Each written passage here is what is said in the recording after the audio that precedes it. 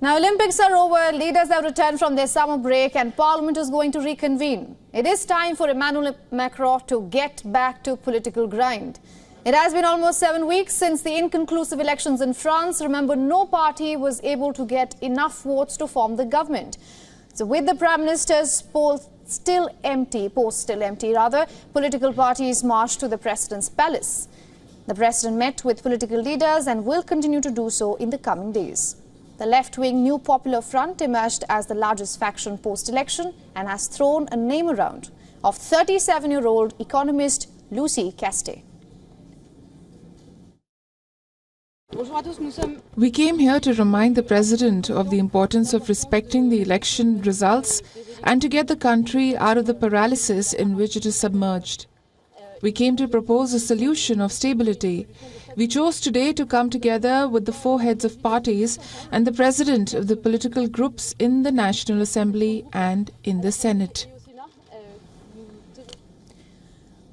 Now, there are reports that we might hear a name by next week. Whoever Macron names will face a tough job, however. The first major task will be to submit next year's budget plan to the National Assembly, and it will be at a time when France is under pressure from the European Commission and the bond markets to reduce their deficit. The political upheaval began with Macron's gamble. He called for snap parliamentary elections in June, but that backfired, throwing the centrist coalition out of majority and produced a hung parliament.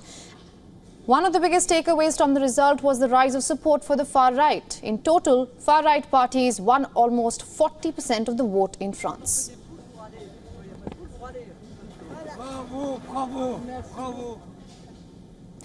Now, correspondent Ross Cullen is joining us live from Paris to get us the latest. Ross, good to see you. With talks now resumed, how is the process looking of hearing a Prime Minister?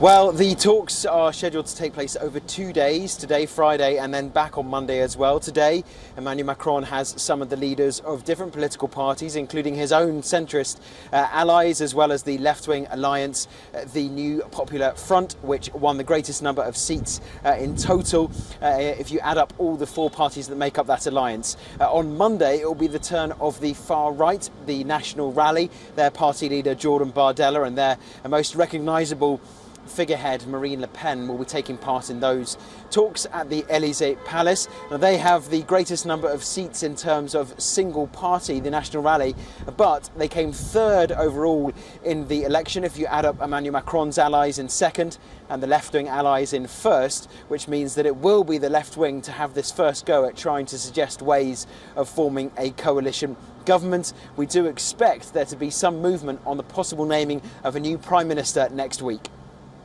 All right, Ross, thank you so much for all those updates from Paris.